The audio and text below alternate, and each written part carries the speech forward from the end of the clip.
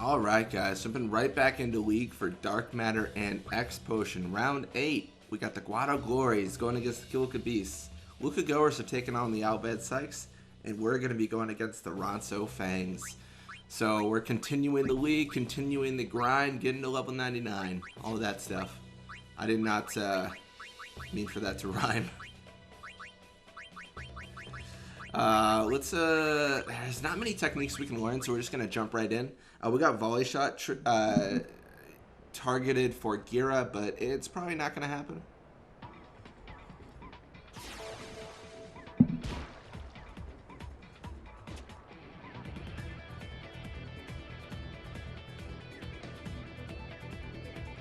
And we got Mafuri pushing midfield.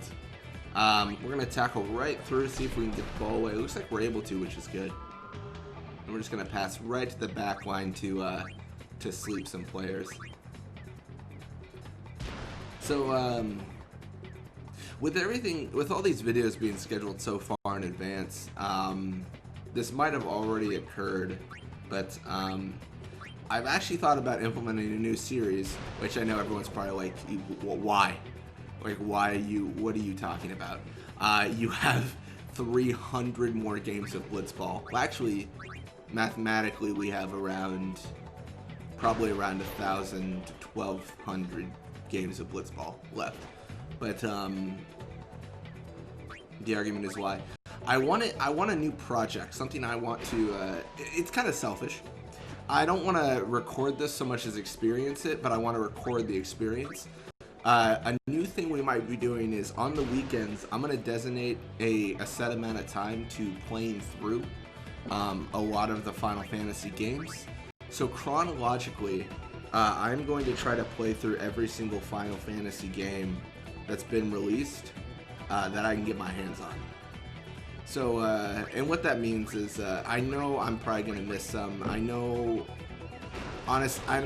someone's going to say, hey, you forgot about this DS game that was exclusive to Japan, and I've got to be like, I'm sorry, guys. Like I can't get that one. But at this time, I want to play through all of the main story games and play through the side games that relate to that as well. So like Dirge of Cerberus and stuff like that. So that'll be a new series coming up. I'll try to stream most of it. That'll be the big goal. I gotta find Final Fantasy 1 on PC somehow.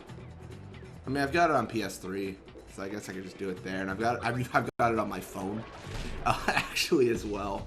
So I've got it a few places, but that'll be something coming up. It's such a I'm still like trying to figure it out because I've been debating this for a couple weeks now, and it's so difficult because like I think the most difficult part about it honestly is the commitment. It's a huge time commit. Like that is a massive series. Like me saying like, oh yeah, I'm gonna like get everyone 99 in Blitzball. Like that's already long. That's a very long series.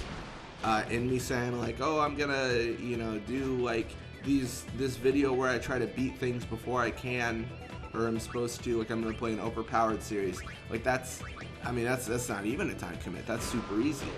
But this is like every single mainline Final Fantasy. It's gotta be like, I mean, depending on how things go, it's gotta be about at least 500 hours. I'm underestimating that, aren't I? It's gotta be like 1,000. It really depends on how many of the side quests and things we do. Because that's a big part of Final Fantasy, of course. The items on the side you can do in Final Fantasy 1, not much of that, as far as I remember. But obviously 10, quite a bit. When did all that start? Actually, when I think about it, I don't know. I haven't played a lot of 2 through 6, so I'm like a bad judge on when all the mini games and stuff started.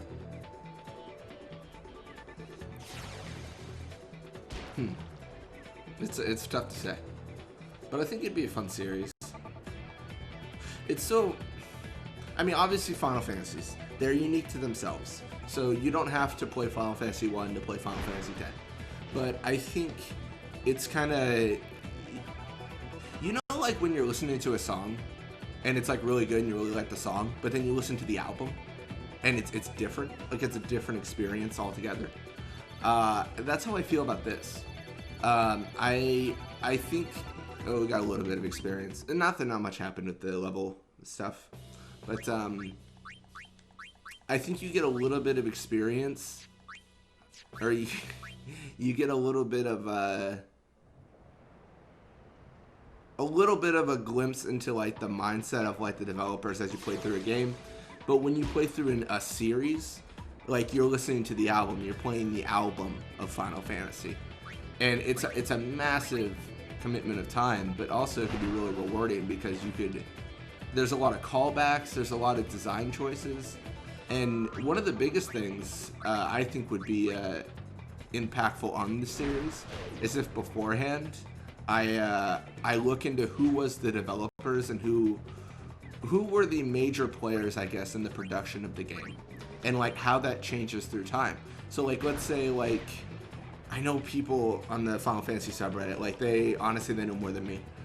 Even though I play a lot of Blitzball, like they mention like Tetsuya Nomura, which I think he's heavily related to Kingdom Hearts. Don't kill me if I'm wrong, please. But it would be interesting if you see these drastic changes between developers and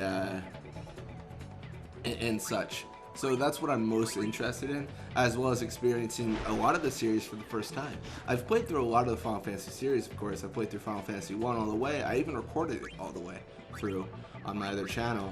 And I've played through 10, of course. Played through 7, mostly. I don't think I beat the final boss battle. And I've played through, gosh, I've done this recount so much. I'll just name what I've played. I've played 1, 2, 7, 9, 10, 12, 13, 13-2, and then a bunch of the side games. Dirge of Cerberus, 7 Remake. I say a bunch and then named 2. What else have I played? 10-2, of course, I guess. But yeah, like there's so much that goes between the games. I'm really excited. I think it'd be a rewarding experience. And I want to record it because I think it'll be God, again, it sounds so selfish. And like it's almost like what's that word when you're like super into yourself? Is it narcissism?